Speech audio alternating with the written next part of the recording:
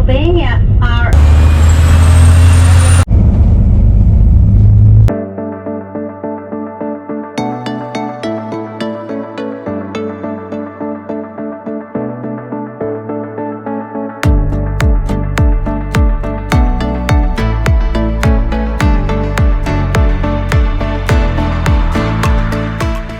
Good day everyone, and thanks for tuning in.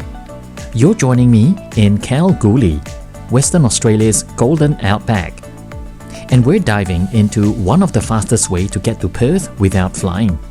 Come and join me on this journey. Good morning guys, I'm coming to you from Kalgoorlie in Western Australia. I arrived last night on the QANTAS Fokker 100 aircraft, which was such an incredible experience for me, and I gotta get back to Perth. So there are many ways you can do that. You can either drive. We are only about 590 kilometers east of Perth, or you can fly. I can always take the QANTAS back to Perth, but I'm not gonna do that. I just checked out of the Railway Inn you see behind me, and it's just across the road from the railway station. So I'm going to be taking a train back to Perth. This is a little unique way of getting there, and I'll be on the Prospector. So I'm pretty excited to show you what my experience is going to be like on the Prospector train run by TransWA here in Kalgoorlie to Perth. So come and join me on this experience. Let's do this.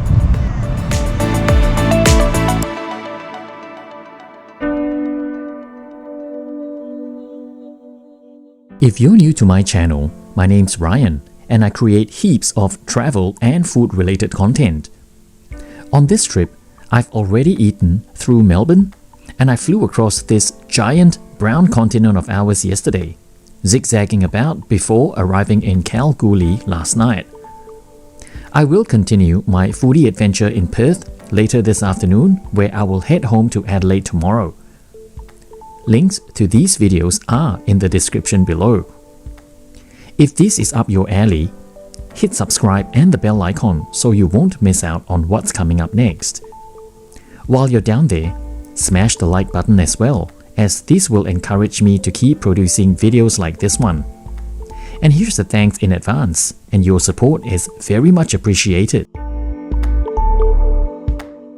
The Kalgoorlie railway station currently sees the TransWA Prospector doing once or twice return trips a day. As it is situated along the east-west rail corridor across Australia, it is also served by the Indian Pacific luxury train between Sydney and Perth. The train stops here once a week in each direction. I was quite surprised at how popular the Prospector is. The train was leaving Kalgoorlie without a single seat vacant. Along the way, other passengers would alight and board, but the train would more or less be filled to the gills for the entire journey. And here is our train. It has 2 cars, and it was built by United Gunainen in Broadmeadows, New South Wales. These trains entered service in June 2004 and have a top speed of 200 km per hour. But the top speed we'll reach today is about 160 km per hour due to track conditions. The journey today will make 9 stops covering a total distance of 653 km in 6 hours 55 minutes.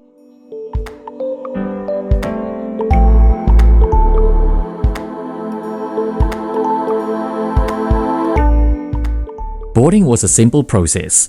A single attendant standing between 2 cars, 1 and 2. Depending on where you were seated, you were channeled to your respective rail car. And this being a single class service, there was no priority boarding.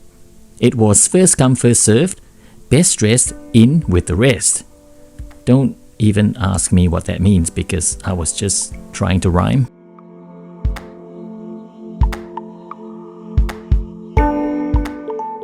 Seat configuration in this train is in a very spacious 2x2. And these seats are turned around at the start of every trip to face the direction of travel. Arriving at my seat, I was disappointed I was facing the bulkhead. Why did I not check the seat map when I was assigned this at booking is still a mystery till this day. If you intend to not check in your luggage, you can store them in the overhead compartment like you would in an airplane. If it doesn't fit, the friendly attendants would be more than happy to take them from you. On settling down, I found the seat pitch to be acceptable, but the regular seat is definitely miles ahead, which I will show you later in the journey. Ahead of us is a TV which is not yet switched on. The overhead console consists of a reading lamp and your own air nozzle, both of which are direction adjustable.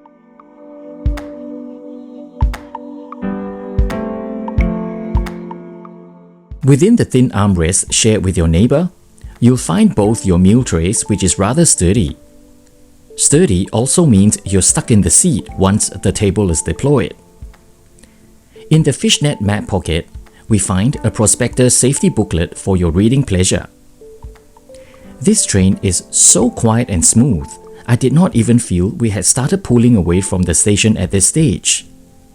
I stopped recording only to realize we had departed the station when the cabin suddenly became very bright.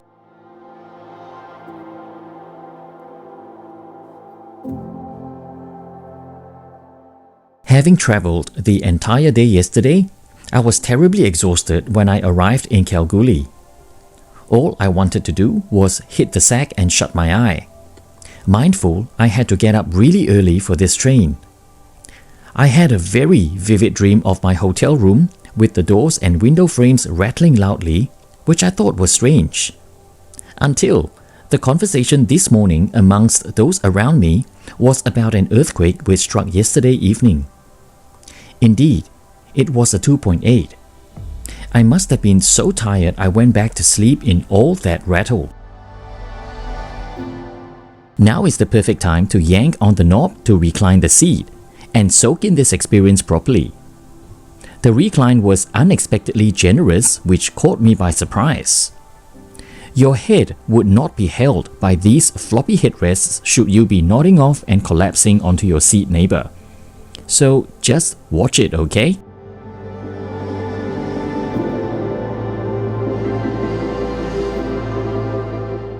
Our personal TV units were getting ready to be fired up. So our extremely friendly attendants went down the aisle to give us these earbuds for our perusal. I did not use them as my face was plastered on the window looking out most of the time. A safety video was played on all screens, but I don't think anyone paid attention. And with that, we dive into what the entertainment is like on Prospector. The programming was surprisingly very comprehensive. Although I think this choice of a movie is rather morbid to be watching on a train trip. That being said, the quality of the resolution is pretty decent. Elsewhere, there is a very good mix of Aussie and international content, and I have to say I am very impressed with this. The touchscreen is also very responsive. There's also a moving map to tell us our present location. But seeing how this relied a lot on the mobile network, it wasn't working half the time as there's no reception in between stops.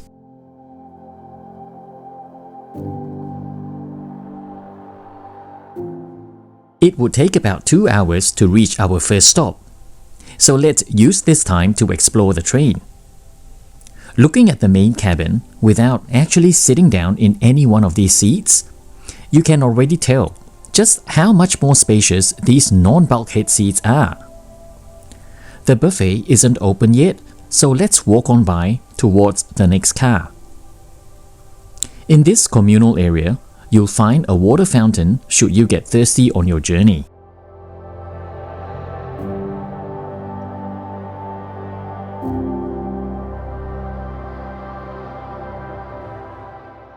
Time for a little loo visit, and this one is wheelchair accessible.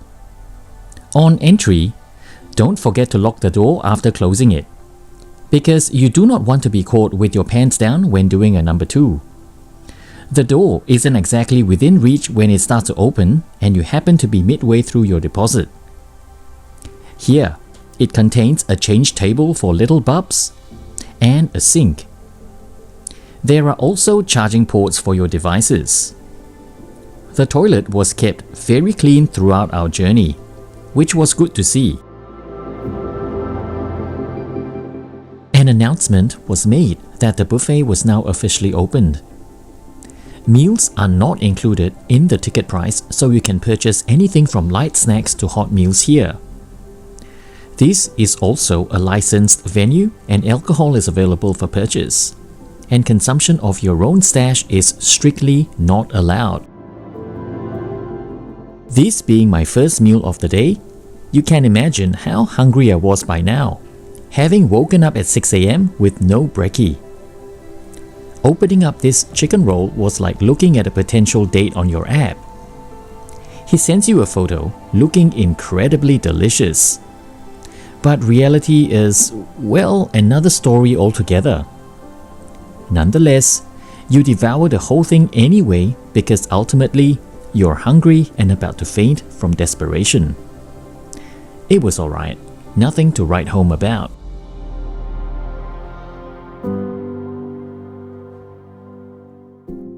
This track we're on connects to the longer east-west track beyond Kalgoorlie, which heads towards major population centres from Port Augusta in South Australia. Therefore, it's a very vital freight rail line. We would frequently pass them heading in the opposite direction during this trip. At this time, we're also pulling into our very first stop.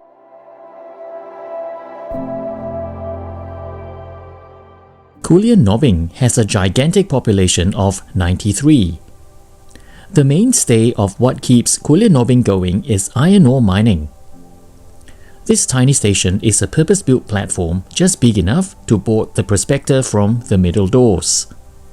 Along the way, you'll see many other tiny stations like this one, which the train will stop at when requested. Otherwise, we'll just zoom past it. This underscores the importance of the prospector in keeping these remote locations connected to civilization.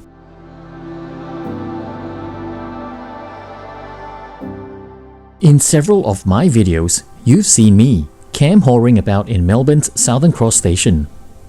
Well, here's her lesser-known cousin of the same name, serving the town of Southern Cross.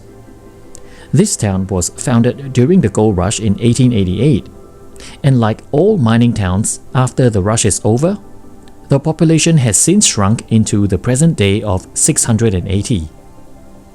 Instead of gold, these days the main produce of this area is wheat and other cereal crops, which explains these handling facilities lining the track.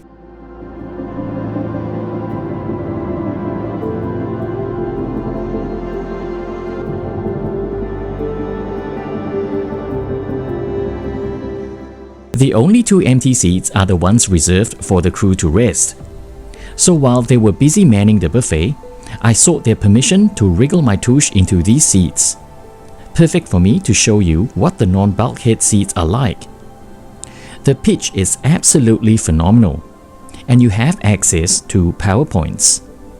Note that on the return journey, these seats would be flipped around to face the opposite direction, becoming bulkhead-facing seats, therefore losing access to the PowerPoints. A metal tray table flips down from the seat ahead, and they are so much larger than the ones from the armrest. There are also coat hooks which pop out. When you book a seat, everything is assigned automatically, so do call up to make sure you aren't confined to a bulkhead seat like I am. Otherwise, you'd definitely be missing out.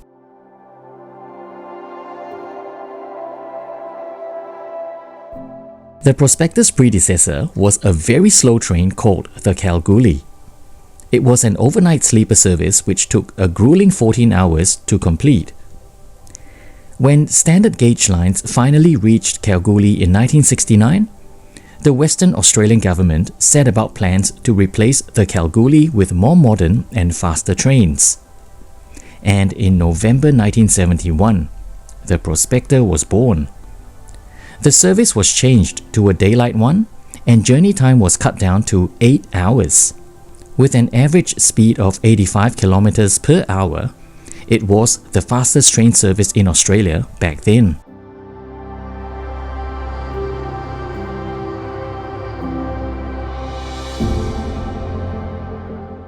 We're now pulling into the town of Merredin. The agricultural land around Merredin produces 40% of Western Australia's wheat output. Another noteworthy significance of this town is their aerodrome, which is home to cadet pilots training for China Southern Airlines, one of the largest airlines in the world. Merredin is also the station we are allowed to get off to get some fresh air. The platform we're on faces away from the town, so we're all confined to a caged-in area to hang around in. Meanwhile, the other Prospector train heading to Kalgoorlie in the opposite direction meets us here as well. This is where the crew will swap, and the ones from Perth are now with us, whereas the Kalgoorlie ones say goodbye and return home manning the other train.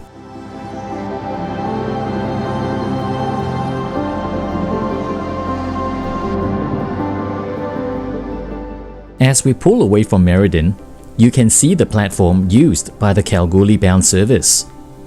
In that train, a specific pre-arrival announcement is made for passengers not to wander into town during this stop, because when the Kalgoorlie crew gets swapped over, there is no head count before the doors are closed for departure. And yet, despite that announcement, passengers have been caught sneaking quickly across the road to the bakery. Now I'm curious, what's in the Merredin pie worth the risk of getting left behind? And yes, there have been passengers left behind before, and it will happen again because you just can't reason with a special kind of stupid.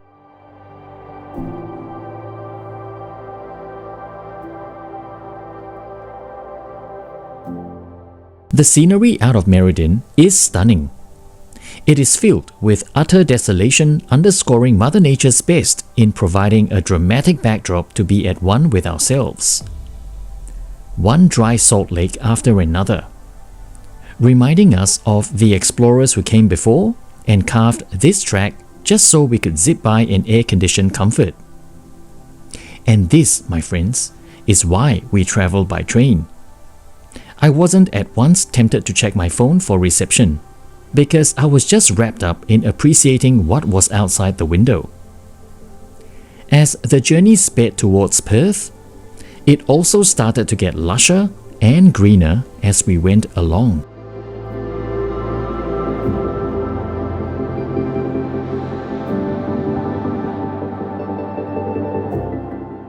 Speaking of lush and green, we say goodbye to the dry desolation of sandy salt plains because the tail end of this journey pushes us into Avon Valley. And the first town which greets us is Northam. It's the largest town in the valley and the only town in the state of Western Australia not founded on mining.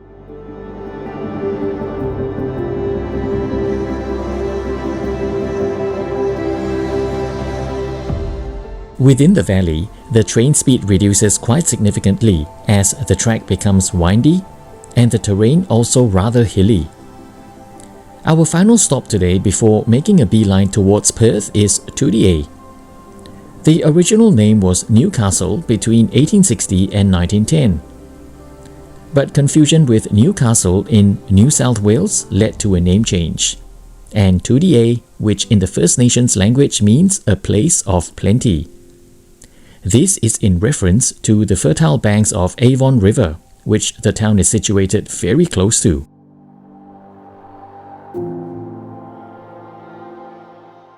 Talk about a great segue. On departing TransWA, we are now running in parallel with the Avon River, making this one of the most picturesque moments on this journey today. This scenery is almost postcard perfect.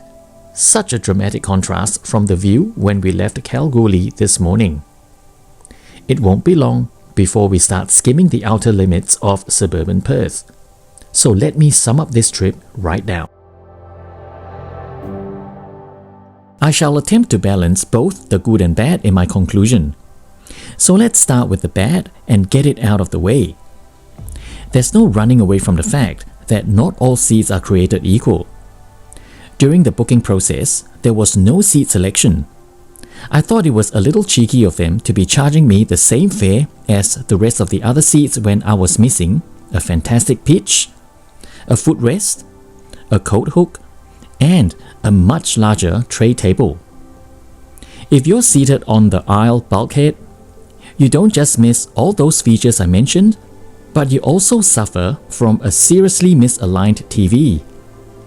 This is how the TV is spaced normally. But on the bulkhead, you'll be leaning very suspiciously towards your seat neighbor at the window, and it's very hard not to come off as a creep. So once your booking is made, check the seat map or call them up to make sure you're where you want to be. Now for the good bits. The Prospector is a very modern, quiet and comfy ride. Despite the less than normal seat pitch, it was still acceptable and the cushion was very well padded for a long-haul journey. The attendants were very jovial and set the tone for a laid-back, relaxing and chit-chatty environment, and they were more than happy to engage. I found the Kalgoorlie crew to be a tad above the Perth ones. That's not saying the Perth crew were aloof. No. Perhaps this is where the difference lies between country folks and city slickers. The scenery we experienced was simply stunning. From the raw outback, dry, harsh, and beautifully inhospitable, to the rich rolling hills and softly flowing creeks of the valley. We saw it all on this journey, and I soaked it all in. This was most definitely an enjoyable trip, and I was almost sad it's coming to an end. We're now pulling into East Perth Terminal Station. This is also where the standard gauge lines end, which explains why the Prospector doesn't pull into Perth Central Station in the CBD, because the trains from here on into the city runs on narrow gauge lines. We've come to the end of the journey. Would you like to get on the Prospector between Perth and Kalgoorlie? What did you think of this train trip? I would surely love to hear from you in the comments.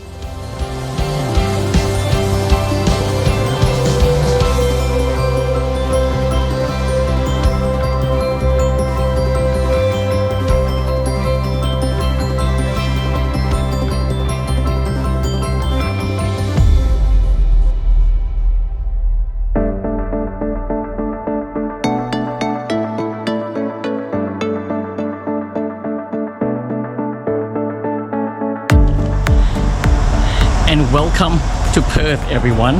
And that was the Prospector Train. It was definitely an enjoyable experience. Although the next time, I made a rookie error. The next time if I book them again and if I get assigned that seat, I need to call them up and have that changed, because the bulkhead seat is definitely not the seat to be if you are on this train on a long distance journey. It wasn't as comfortable as the normal seat, so yeah, I would call them up and have that seat changed. But otherwise, I thoroughly enjoyed this journey, and I'm glad you came along with me on this journey. So I'll chuck details of my Instagram on your screen right now, so hit me up there so you'll know where I'm traveling to in real time, and it also gives you an idea of the kind of videos that will be coming up on my channel. Okay, of course, more importantly, don't forget to subscribe and hit the bell notification icon so you'll get notified the next time any one of my videos come up. Alright, so in the meantime, I'll say goodbye to you here. Take care, and I'll see you for my next video. Bye.